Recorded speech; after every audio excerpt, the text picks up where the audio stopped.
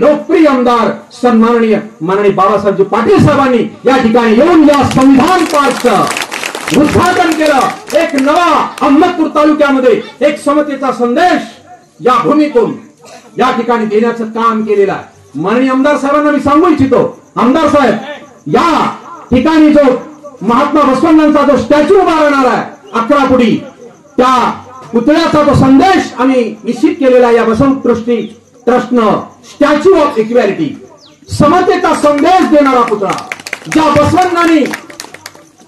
बसवण्णांचं हृदय सिंहासन अर्थात त्यांचं सिंहासन कल्याणच्या राजवाड्यात होतं आमदार साहेब, तर बहुजनांच्या दीन दुबळ्याच्या हृदयात त्यांचं राजसिंहासन होतं आणि म्हणून ते सर्वसामान्यांच्या घरी जायचंय, म्हणून समतेचा संदेश 12व्या शतकात दिला। साधी गोष्ट नाही, 900 वर्षापूर्वी दीन दलितांच्या घरी जाऊन जेवण करणं, त्यांना हृदयाशी कवटाळणं, त्याला माणुसकीची वागणूक देणं, 16,000 वेशांचा पुनरुद्धार करणं, त्यांच्याशी लग्न लावून देणं, ही साधी गोष्ट आहे का?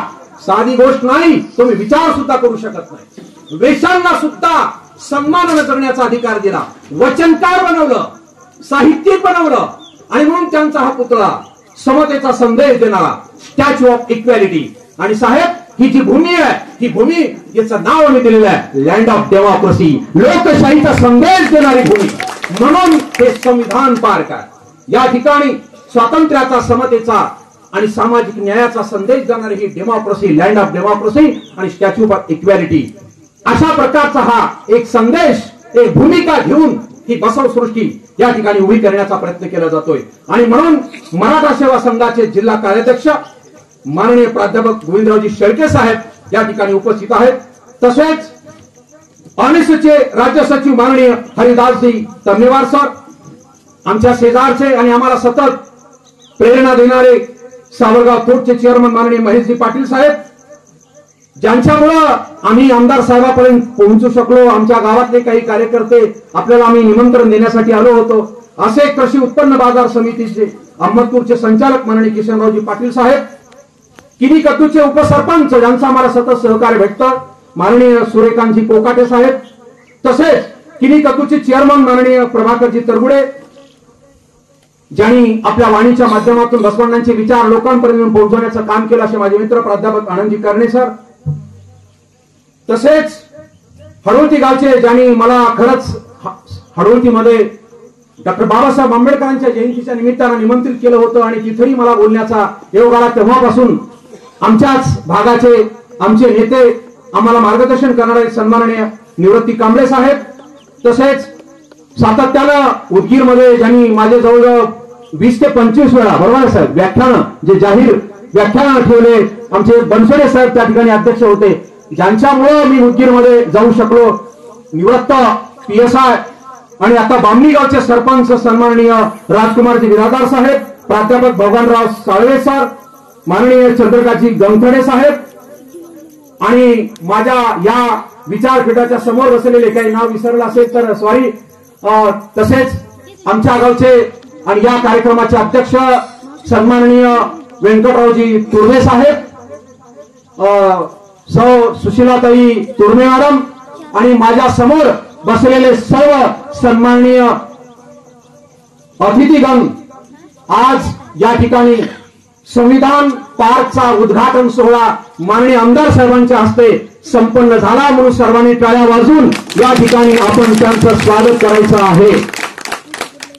मित्रांनो, वेळ घेणार नाही कारण आमदार साहेबांना दुसऱ्या कार्यक्रमाला जायचं आहे। आपण स्वागतामध्येच बराचसा वेळ गेलेला आहे, तरी सुद्धा थोड्या वेळामध्ये मी माझं मनोगत व्यक्त करणार आहे। खरं तर आम्ही अनेक धर्मग्रंथ वाचतो, पण जो देश ज्या संविधानानुसार चालतो, ज्या संविधानामुळे गावामध्ये ग्रामपंचायत आली, सरपंच महिला या गावची होऊ शकली, सर्वसामान्य प्रवर्गामध्ये लोक गावचे सरपंच होऊ शकले, गावामध्ये शाळा आली, शाळेमध्ये शिक्षक आले आणि शिक्षकांना 7वा वेतन आयोग सुद्धा आला, बरोबर आहे साहेब, 8वा सुद्धा येणार आहे आता। तर हे वेतन आयोग आले, आलं का लक्षामध्ये? निवडणुका होतात, त्या देशामध्ये लोकशाही आहे, तुम्हाला मतदानाचा अधिकार आहे, हे सगळं जर कशामुळे झालं असेल तर फक्त भारतीय संविधानामुळे झालेलं आहे, हे आपण लक्षात ठेवण्याची आवश्यकता आहे। म्हणून संविधान हे अत्यंत महत्वाचं आहे। म्हणून संविधान कायद्याचं पुस्तक नाही तर 140 कोटी लोकांच्या हक्काचं सुरक्षा कवच आहे, कवच कुंडल आहे, हे आपल्याला समजलं पाहिजे. म्हणून तर या बसव सृष्टीमध्ये या ठिकाणी संविधान पार्क आणि संविधानचा इतिहास सरनामा आपण या ठिकाणी डिजिटलच्या माध्यमातून लावलेला आहे. एनएसएचे शिबिर या ठिकाणी होणार आहेत. पुढच्याच महिन्यामध्ये एक पर्यावरण साहित्य संमेलन 2 दिवसाचं या ठिकाणी होणार आहे. हा एक चांगला संदेश जल, जंगल, जमीन, जीव, जनावर आणि जनता यांच्या संवर्धनाच्या दृष्टिकोनातून हा बसव सृष्टीचा संदेश या भूमीवरून देण्याचं काम केलं जाणार आहे. म्हणून हजारो वर्षाची गुलामगिरी आणि स्त्रियांची आणि शूद्रांची गुलामगिरी एकाच ग्रंथानं दूर केली. त्या ग्रंथाचं नाव म्हणजे भारताचं संविधान आहे. आणि म्हणून हा देश भारताच्या संविधानानुसार चालतो. म्हणून संविधान श्रेष्ठ आहे. आणि मग या भारतीय संविधानाच्या जीवन मूल्यांना सपोर्ट करणारे जे साहित्य या देशामध्ये होऊन गेले, जे बुद्धाच्या काळापासून, चारवाकाच्या काळापासून ते फुलेशाह आंबेडकरांपर्यंत, म्हणजे भारतीय संविधानानं जे स्वातंत्र्य, समता, बंधुता, लिबर्टी, इक्वॅलिटी, फ्रँटॅलिटी, सोशल जस्टिस किंवा डेमोक्रेसी, सोशल डेमोक्रेसी हे जे विचार दिले, हेच विचार आमच्या महामानवांनी त्या कालखंडामध्ये आपल्या साहित्यातून मांडलं. जगद्गुरु तुकोबांनी अभंगातून मांडलं, बसवण्णांनी वचनातून मांडलं, तर शाहीर अण्णाभाऊंनी कादंबरीतून मांडलं. तर ह्या सगळ्या संतांनी, महामानवांनी हे विचार आपल्या साहित्यातून मांडण्याचं काम केलं. म्हणून एक आहे शिव नको म्हणणारी परंपरा आणि एक आहे शिवाशिव म्हणणारी परंपरा. या परंपरेच्या माध्यमातून या देशामध्ये वैचारिक क्रांती करण्याचं काम या पार्कमध्ये जे लावलेले संत आहेत, महामानव आहेत, छत्रपती शिवरायांचं स्वराज्य राजेशाहीमध्ये लोकशाही विजय, लोकशाहीचं विजय करण्याचं काम छत्रपती शिवरायांनी केलं. आणि सामान्य माणसाला सन्मानानं जगण्याचा अधिकार मिळवून देणारे छत्रपती शिवाजी महाराज हे सुद्धा लोकशाही विचाराचेच प्रणेते होते. हे आपण समजून घेण्याची आवश्यकता आहे. आणि म्हणून हा संदेश आपण लोकांपर्यंत नेऊन पोहोचवला पाहिजे. त्यासाठी विद्यार्थी मित्रांनो, अर्थात आपण आयुष्यावर विद्यार्थीच असतो. कधी वाचा, गाव तेथे संविधानाचं पारायण झालं पाहिजे, कलमाचं पारायण झालं पाहिजे, शेतकऱ्यांना विमा मिळाला पाहिजे. शेतकऱ्यांच्या संदर्भातल्या ह्या सगळ्या गोष्टी बारकाईने संविधानामध्ये लिहिले. म्हणून तर छत्रपती शिवाजी महाराजांनी आपल्या आज्ञापत्रामध्ये लिहिलं होतं, खबरदार शेतकऱ्यांच्या शेतातून घोडे घेऊन जाऊ नका, शेतकऱ्याच्या मिरचीच्या देठाला हात लावाल तर खबरदार. अशा प्रकारची भूमिका छत्रपती शिवरायांनी घेतली होती. आणि हीच भूमिका आजही आपण या माध्यमातून घेण्याचा प्रयत्न केला पाहिजे. आणि म्हणून संविधान वाचताना स्वातंत्र्य, समता, बंधुता, सामाजिक न्याय, स्त्री पुरुष समता, सत्य, अहिंसा, मानवता, विज्ञान, नीती, सदाचार हे जीवन मूल्य तुम्ही जर बारकाईनं संविधानाचा सरनामा वाचलात तर तुमच्या लक्षात येईल. आणि ह्या बाजूला लावलेले जे महामानवांचे विचार आहेत ते बारकाईने वाचा, त्याच्यामध्ये किती वैचारिक साम्य आहे हे आपल्या लक्षामध्ये येईल. म्हणून तर डॉक्टर बाबासाहेब आंबेडकरांनी जगामध्ये आदर्श अशा प्रकारचं संविधान या देशाला दिलं. म्हणून 75 वर्ष हा देश एकजूट ठेवण्याचं काम जर कोण करत असेल तर ते भारताचं संविधान करत आहे, हे आपण लक्षात घेण्याची आवश्यकता आहे. आणि म्हणून या संविधानामध्ये आपण फार काही भाग वाचू नका, किमान 12 ते 51, बरोबर आहे का सर? म्हणजे शेळके सर, किमान 12 ते 51 पर्यंत वाचा, फक्त तत्वज्ञान वाचा. त्याच्यामध्ये काय सरनामा आहे, मूलभूत म्हणजे मूळ फंडामेंटल राईट्स आहेत किंवा फंडामेंटल ड्युटीज आहेत, अर्थात मार्गदर्शक तत्वे आहेत. हे जर तुम्ही वाचलं तर संपूर्ण तत्वज्ञान भारतीय संविधानामध्ये आहे की आम्हाला देश कसा घडवायचा आहे, कशी समाज व्यवस्था मला निर्माण करायची आहे, कुठल्या दिशेने आम्हाला जायचं आहे, हे या ठिकाणी दिलेलं आहे. म्हणून आपल्याला भारतीय संविधान हा ग्रंथ अतिशय महत्वाचा आहे आणि हा देश त्या ग्रंथानुसार चालतो आहे. म्हणून या किनीकद्दू गावामध्ये, छोट्याशा खेडेगावामध्ये 2000 लोकवस्तीच्या गावामध्ये एखादा संविधान पार्क निर्माण करणं हे सुद्धा एक महत्वाचा आनंदाची बाब आहे, एक महत्वाची बाब आहे. हा संदेश संपूर्ण महाराष्ट्रामध्ये आज कालपासून व्हॉट्सअपच्या माध्यमातून जातो आहे. मला फोन येत आहेत की नेमकं संविधान पार्क म्हणजे नेमकं तुमची आयडिया काय,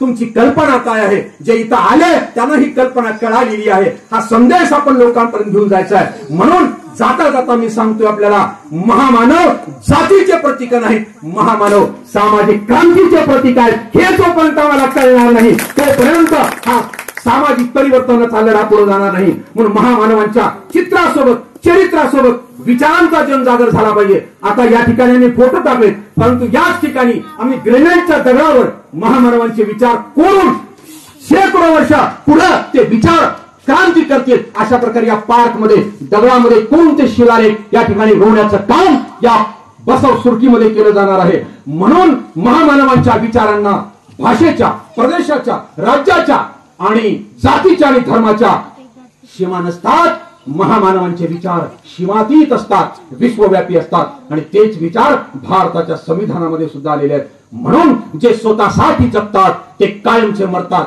जे समाजासाठी जगतात ते मरुणी जगत राहतात. त्यांचा इतिहास लिहिला जातो. म्हणून कोण म्हणते महामानव बसव सृष्टीमध्ये नाहीयेत, महामानव देहाने गेलेत, पण महामानव विचारानं आमच्या कायम सोबत आहेत, आमच्या बसव सृष्टीमध्ये आहेत. कारण माणसाला मरण आहे, माणसाच्या विचाराला कुठं मरण आहे? माणसं मरतात पण विचार अमर राहतात. हे संविधान पार्क उद्घाटन सोहळा या ठिकाणी आयोजित केलेला आहे. या कार्यक्रमाचे कार्यकारी अध्यक्ष श्री तुडमे साहेब, कार्यक्रमाला उपस्थित असलेले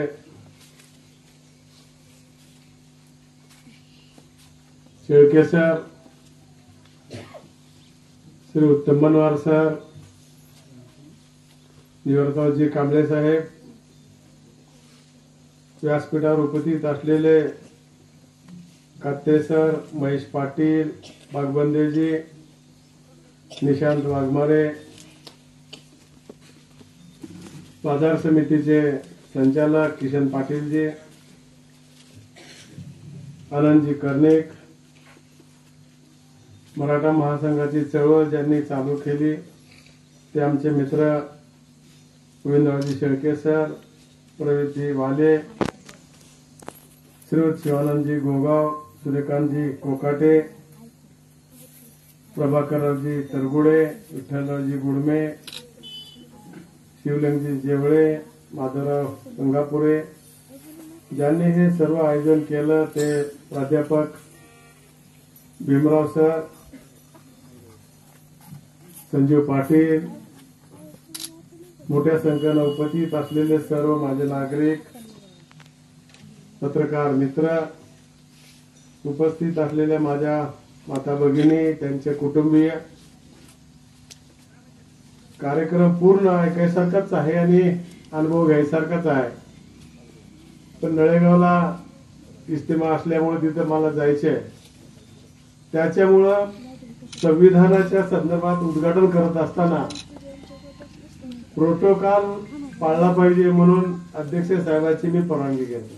शेळके सर, हेच अगोदर आम्हाला माहिती नाही, प्रोटोकॉल काय हेच माहिती नाही. त्याच्यामुळं त्या खुर्चीचा रिस्पेक्ट आहे, व्यक्तीचा नसतंय. पण या कार्यक्रमाचा उद्घाटक या नात्यानं सर, या संविधान सोहळ्याचं उद्घाटन झालं असं मी जाहीर करतो. काल संविधान दिन होता. इथे आल्यावर आताच कोणतरी बोलत असताना सांगितलं का वेळ असणाऱ्या माणसाने हे सगळं उभा केलं. बघितलं, घरी गेलो होतो मी. घरी गेल्यावर मला वाटलं घरी चहा पाण्यासाठी नेलं काय की, पण ज्यावेळेस सगळं बघितलं फिरून, त्यांचं ग्रंथालय, पुस्तकं, पेपर मधल्या बातम्या, त्यांना मिळालेले मेंटोज, खरंच त्या माणसाचं कौतुक करावं. संजीव पाटील आणि आर पाटील, तुम्ही ही गोष्ट एवढी दिवस माझ्यापासून का लपून ठेवला, हेच माझं तुमच्याशी भांडण आहे. हा विनोदाचा भाग आपण सोडून देऊया. किनीकंदू येथे भीमराव पाटील सर यांच्या संकल्पनेतून भारतीय संविधान साक्षरता अभियान अंतर्गत आजच्या दिवसाच्या निमित्तानं हा पार्क उभा केला. किती मेहनत सरांना घ्यावी लागली असेल, किती अभ्यास करावा लागला असेल, किती टिपण्या काढाव्या लागल्या असत्या. सांगितलं आता प्रस्तावना सूत्रसंचालन करणाऱ्या व्यक्तीने की बुवा महाराष्ट्रातच नाही दुसऱ्या प्रांतामध्ये जाऊन देखील त्यांनी अनेक व्याख्याने देऊन समाजाला मार्गदर्शन करण्याचं काम केलं. तिथे मंडळी खूप लांबून लांबून आले, कोल्हापूरहून आले, नांदेडहून आले, परभणीहून आले. मित्रांनो, आपण बघितलं हा संविधानाच्या संदर्भात सरांनी सांगितले खरं आहे. डॉक्टर बाबासाहेब आंबेडकरांचे उपकार मानावे तेवढे कमी आहेत. देशाला स्वातंत्र्य मिळवण्याच्या अगोदर काय परिस्थिती होती या देशामधली? एखादा राज्य चांगला कारभार करत असला, बलाढ्य राजा पलीकडे असला, सैन्याच्या बळावर, हत्तीच्या बळावर, ताकदीच्या बळावर दुसऱ्या राज्यावर युद्ध करायचं आणि दोघांमध्ये युद्ध झाल्यानंतर अर्धे तरणे बाण सैनिक इकडले काही मारायचे, तिकडले काही मारायचे. मग हे सैनिक मेल्यानंतर त्यांच्या ज्या मंडळी असतात ते विधवा व्हायच्या, त्यांचे मुलं बाळ जे आहेत ते सगळे परदेशी व्हायचे. हेच डॉक्टर बाबासाहेब आंबेडकरांनी संविधान करण्यामागला त्यांचा हात जो विचार होता. आणि करत असताना एक ग्रंथ किंवा पुस्तक, कादंबरी लिहिलेली नाही.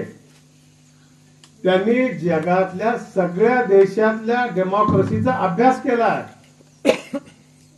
भारतात किती जातीचे लोक राहतात, त्यांच्या हिताचं काय? आंबेडकर साहेबांनी हे एका विशिष्ट जातीसाठीच नाही केलं, समाजाच्या मानवाच्या कल्याणासाठी हे संविधान दिलेलं आहे. आवश्यक गोष्टीची त्याच्यामध्ये पूर्तता केलेली आहे.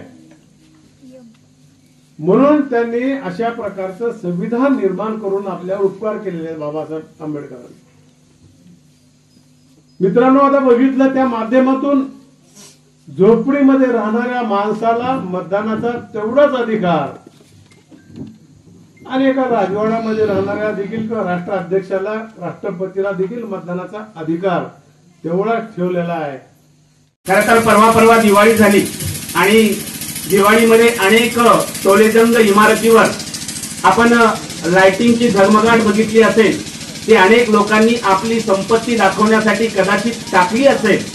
पण मला इथं आल्यानंतर आनंद याचा वाटला की इथं लाइटिंगच्या झगमगाटीपेक्षा इथं महापुरुषांच्या विचाराचे आणि वचनांचे दिवे पाहिले आणि त्या दिव्याच्या प्रकाशामध्ये स्वतः मी प्रकाशमान झालेलो आहे. आणि तोच दिव्याचा प्रकाश खऱ्या अर्थाने बसवसृष्टीच्या माध्यमातून संबंध महाराष्ट्रावर जावा ही प्रांजळ भूमिका डॉक्टर भीमराव पाटील सर यांची आहे. आम्ही महाराष्ट्रावर फिरत असतो. आदरणीय सर 4-5 राज्यामध्ये फिरतात.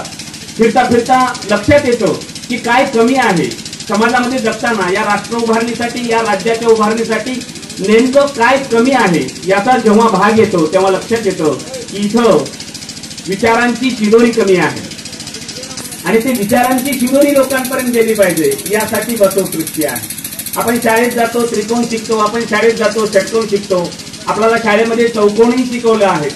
पण मला खात्री आहे येणाऱ्या काळामध्ये जर तुम्ही बसवसृष्टीला आलात तर हे बसवसृष्टीचं एवढं भव्य दिव्य रूप होईल की इथं आल्यानंतर तुम्हाला जगण्याचा दृष्टिकोन शिकायला मिळेल आणि तुमची दृष्टी बदलेल आणि त्यालाच बसवसृष्टी असं नाव दिलेलं आहे.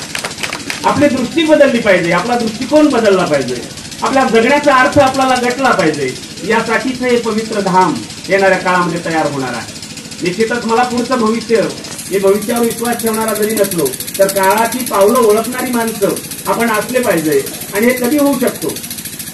मला एक 20 वर्षापूर्वी बसवसृष्टी दिसते आहे. कदाचित 20 वर्षापूर्वी मी तर माणसाचं आयुष्य हे क्षणभंगूर आहे. आपण बोलत म्हणतो की माणसाचं आयुष्य पाण्याचा बुडबुडा आहे, कधी फुटेल सांगता येत नाही. पण मी तुम्हाला खात्रीने सांगतो येणाऱ्या 20 वर्षानंतर याच बसवसृष्टीमध्ये येण्यासाठी खऱ्या अर्थाने लोक ज्या पद्धतीने तीर्थस्थानाला जातात, वर्षाकाठी एकदा तरी आपण तिथं जावं, भेटावं आणि विचाराचं सोनं लुटावं असं म्हणतात. 20 वर्षानंतर इथं सोनं लुटायला, ते विचाराचं सोनं लुटायला नक्की लोक येतील. संबंध महाराष्ट्रातून नाही, संबंध दक्षिण भारतातून लोक येतील लक्षात. कारण इथं जर तुम्ही महापुरुषांचे स्लोगन पाहिले, त्यांचे विचार पाहिले तर तुमच्या लक्षात येईल. आता बसवपीठावरून अनेक जणांनी मार्गदर्शन केलं. आदरणीय शेळके सरांनी आपल्या प्रखर भूमिकेमध्ये आपली भूमिका मांडली. कोल्हापूरहून आलेले आदरणीय चळवळीचे मार्गदर्शक आणि आमच्यासारख्या कार्यकर्त्याच्या पाठीवर नेहमी ज्यांची कौतुकाची थाप राहिलेली आहे ते साखरके सर असतील, वालेबापू असतील, आमचे औरादे अप्पा असतील, पुढे आमचे आदरणीय हेंगणे सर आहेत. कितीतरी नावं सांगता येतील. खरं तर किनी कदू माझ्यासाठी नवीन नाही. मी 2 वेळेस किनी कदूमध्ये बसवविचाराचं व्याख्यान केलेलं आहे. सावरगावमध्ये माझं व्याख्यान झालेलं आहे. म्हणजे अनेक ठिकाणी विचार आमच्याजवळ बाकी काहीच नाहीये. आम्ही तुकोबाचा वारसा सांगणारी माणसं.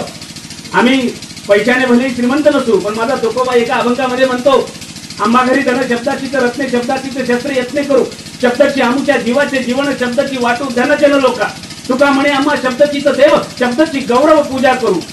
आमच्याजवळ फक्त शब्द आहे आणि शब्दांचं धन वाटत असताना आम्हाला जी श्रीमंती भेटते ना, ती श्रीमंती पैशामध्ये मोजता येत नाही. आणि अशी श्रीमंती भेटलेला महाराष्ट्रातला एक प्रमुख व्याख्याता कोण असेल तर त्या व्याख्याताचं नाव आहे डॉक्टर भीमराव पाटील. शब्दानं श्रीमंत असलेला माणूस आहे. त्या माणसापाशी कदाचित पैशाची श्रीमंती किती आहे माहिती नाही, पण शब्दांची श्रीमंती अफाट आहे.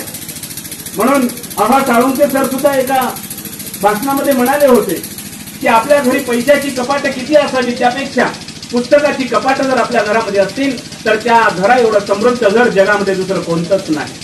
म्हणून पुस्तकाची कपाटं ज्यांच्या घरामध्ये भरभरून आहे असं भीमराव पाटील सर आहे. त्यांच्यासोबत जगत असताना अनेक अनुभव येतात. माझी बसवसृष्टी कमिटीला एक मात्र सूचना नक्कीच आहे की या बसवसृष्टीला आर्थिक उभारणी करत असताना लोकसहभागाचा जास्तीत जास्त सहभाग मध्ये असला पाहिजे. कारण जेवढा लोकांचा सहभाग जास्त असतो ते मंदिर जास्त दीर्घकाळ टिकणार असतं. मग ते देवाचं असू दे किंवा वचनाचं असू दे. म्हणून हे वचनाचं मंदिर जर उभं करायचं असेल तर इथं लोकवर्गणीचा भाग जास्त असावा, राजकारणाचा जास्त भाग नसूच नाही. मुळामध्ये राजकारणापासून पैसा घेत असताना अजिबात माझं तर स्पष्ट मत आहे या पवित्र पीठावरून की या बसवसृष्टीला जर ऐतिहासिक बनवायचं असेल, महात्मा बसवण्णाच्या नजरेतनं या सृष्टीला एक दृष्टी प्राप्त करून द्यायची असेल तर राजकीय कुठल्याही विचारपीठापेक्षा आपण लोकसहभाग आणि लोक चळवळीतून या चळवळीला पुढे घेऊन जावं असं माझ्यासारख्या समाजामध्ये काम करणाऱ्या एका कार्यकर्त्याला नक्की वाटतं. लोक अत्यंत श्रीमंत आहेत, फक्त ते विचाराने आपण श्रीमंत करत आहोत. तुम्ही आयुष्यभर लोकांना विचाराचं देणं दिलेलं आहे. लोक अजिबात तुम्हाला मागे तुमच्यासोबत खंबीरपणे उभे टाकतील, कारण तुमचा प्रांजळ उद्देश सगळ्या समाजाला माहिती आहे, अख्ख्या राज्याला माहिती आहे. आणि म्हणून आता सांगताना मात्र एक तत्व मला मुद्दाम सांगायचं आहे. बऱ्याच जणांनी महात्मा बसवण्णा हे लोकशाहीचे जनक असं स्लोगन वापरलेलं आहे. जगभर आपण वापरतो, पण इथं आलेल्या प्रत्येक कार्यकर्त्याला आणि या महाराष्ट्रातल्या आणि भारताच्या मातीतल्या प्रत्येक व्यक्तीला कळालं पाहिजे की महात्मा बसवण्णाच लोकशाहीचे जनक का, हे आम्हाला कळालं पाहिजे, हे आम्हाला समजलं पाहिजे. यासाठी मला अनुभव मंडपातला एक दृष्टांत फक्त सांगायचं आहे आणि त्याच्यानंतर मी माझ्या मनोगताची समाप्ती करणार आहे. तुम्हाला कल्पना नसेल, आजही संसदेमध्ये 2 सभागृह आहेत. एक लोकसभा आहे, दुसरं राज्यसभा आहे. एखाद्या कायद्याची निर्मिती होत असताना तुम्ही आम्ही सगळे जाणकार आहोत. आज कायद्याची निर्मिती कशी होते? एखादी समस्या असेल तर त्याचं सर्वप्रथम बिल तयार केलं जातं, ज्याला आम्ही विधेयक म्हणतो. आणि असं सामान्य विधेयक एखाद्या प्रथम लोकसभेमध्ये जर समजा मांडलं तर लोकसभेमध्ये त्यावर चर्चा होते, त्याला प्रथम वाचन असं म्हणतं. प्रथम वाचनामध्ये सगळ्या त्रुटी काढल्या जातात, त्याच्यानंतर द्वितीय वाचन होतं, त्याच्यानंतर समिष्टी अवस्था होते, त्याच्यानंतर तृतीय वाचन होतं आणि लोकसभेमध्ये ते विधेयक पास केलं जातं. त्यावर लोकसभेच्या अध्यक्षाची संमती होते, स्वाक्षरी होते आणि मग ते बिल खऱ्या अर्थाने राज्यसभेमध्ये जातं. राज्यसभेमध्ये पुन्हा तीच प्रोसिजर होते. त्याच्यामध्ये प्रथम वाचन होतं, काही त्रुटी असल्याचं सांगितलं जातात, काही दोष काढले जातात, काही त्यामध्ये टाकलं जातं, काही त्यातलं काढलं जातं. त्यातनं मग द्वितीय अवस्थेमध्ये जातं. द्वितीय अवस्थेमध्ये पुन्हा तज्ज्ञ समिती त्यावर चिंतन करते, मनन करते, आकलन करते. त्याच्यानंतर त्याची समिष्टी अवस्था होते, त्याच्यानंतर त्याचं तृतीय वाचन होतं आणि मग राज्यसभेच्या अध्यक्षाची त्यावर स्वाक्षरी होते आणि मग लोकसभेची संमती आणि राज्यसभेची संमती झाल्यानंतर त्या बिलाचं जे काही विधेयक आहे ते राष्ट्रपतीकडे जातं आणि राष्ट्रपतीची त्यावर स्वाक्षरी होते आणि मग त्या विधेयकाचं कायद्यात रूपांतरण होतं. ही आहे कायद्याची प्रक्रिया. आणि मला सांगायला अभिमान वाटतो, बसवण्णाचा वारसदार म्हणून सांगत असताना माझी छाती खऱ्या अर्थाने फुगतंय याच्यासाठी, कारण ही जी प्रक्रिया आज 21व्या शतकामध्ये या भारताच्या मातीमध्ये राबवली जाते, अशीच प्रक्रिया 1000 वर्षापूर्वी दक्षिण भारताच्या मातीमध्ये अनुभव मंडपामध्ये ज्या व्यक्तीनं राबवली त्या व्यक्तीचं नाव महात्मा बसवण्णा आहे. कदाचित नावं बदलली असतील, कारण त्या काळात सुद्धा एखादी समस्या घेतल्या जायची, एखाद्या समस्येवर चिंतन व्हायचं आणि त्याचा एक कच्चा मसुदा तयार केला जायचा. तो कच्चा मसुदा पहिला सुरू अनुभव मंडपामध्ये त्यावर पहिलं स्त्रिया चिंतन करायच्या, स्त्रिया त्यावर मंथन करायच्या, स्त्रियावर त्यांचं आपलं मत मांडायच्या आणि मग स्त्रियांनी पास केल्यानंतर पुरुषामध्ये टाकल्या जायचं. ते शरण मंडळी सगळं चिंतन करायचे. शरण आणि शरणींनी पास केल्यानंतर ते जो मसुदा तयार केलेला आहे तो मसुदा जायचा अल्लम प्रभुदेवाच्या अगोदर, तो मसुदा जायचा सिद्धरामेश्वरापाशी. सिद्धरामेश्वर त्यावर चर्चा करायचे. तो मसुदा नंतर जायचा चन्नबसवेश्वरापाशी. चन्नबसवेश्वर त्यावर चिंतन करायचे आणि चन्नबसवेश्वरापासून तो मसुदा पास झाल्यानंतर महात्मा बसवण्णापाशी जायचा. बसवण्णा त्यातल्या काही त्रुटी असतील तर त्या काढून टाकायचे. समाज मान्य जे जे असणार आहे, जे जे चांगलं आहे, समाज हिताचं आहे, राष्ट्र हिताचं आहे, ते त्या मसुदामध्ये असायचं. आणि बसवण्णाची संमती झाल्यानंतर तो मसुदा जायचा शेवटचं जे काही पीठ आहे ते म्हणजे अल्लम प्रभूचं अनुभव मंडपाचे अध्यक्ष म्हणजे आत्ताचे राष्ट्रपती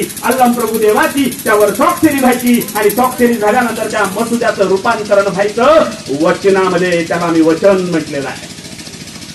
म्हणजे आत्ताची कायद्याची प्रक्रिया आणि तेव्हाची वचनाची प्रक्रिया हा धागा 100% अगदी सेम टू सेम आहे. भले आता चिंतन होत नसेल, भले कायदे निर्मिती कशी होते, दुरुस्त्या कशा होतात, आता जरी चुकीचं काही घडत असलं तरी लोकशाहीला टिकवायचं असेल तर आम्हाला बसव तत्व समजून सांगावे लागतील, समजून घ्यावे लागतील. आणि येणाऱ्या काळामध्ये महात्मा बसवण्णाच्या विचारानं जर देशाची वाटचाल झाली तरच देश आपला प्रत्येक बाबतीमध्ये महासत्ता होऊ शकतो. कारण मी स्वतः महात्मा बसवण्णाच्या वचनातील अर्थशास्त्राचा एक PhD संशोधक विद्यार्थी आहे. आता जेव्हा जेव्हा मी हे सगळं वाचतोय तेव्हा तेव्हा लक्षात येतं की या देशाला येणाऱ्या काळामध्ये महात्मा बसवण्णाच्या विचाराशिवाय करोनोपाय नाही. या देशाला दृष्टी प्राप्त करायची असेल तर तुम्हाला बसव सृष्टीचं दर्शन घेण्यासाठी किमी कदूला यावंच लागेल. आणि हा राजमार्ग आपण भीमराव पाटील सर तयार करत आहात. तुमच्या या राजमार्गाला एक कार्यकर्ता म्हणून चळवळीतला मी तन मन धनाने आणि वेळेनं तुमच्या सोबत आहे. जेव्हा कधी तुम्ही हे सगळे आम्ही तुमच्या सोबत आहोत. अतिशय सुंदर असं स्वप्न येणाऱ्या काळामध्ये देखणं एक मोठं स्वरूप याला प्राप्त व्हावं अशा पद्धतीची एक मनोभावना मी या पवित्र पीठावरून व्यक्त करतो. बोलण्यासारखं कितीही असलं तरीही तर ते शेवटी एवढंच म्हणेन, सोच को बदलो सितारे बदलते हैं, सितारों को बदलो नजरें बदलते हैं, कश्तियां बदलने की जरूरत नहीं, दिशाओं को बदलो किनारे अपने आप मिल जाएंगे.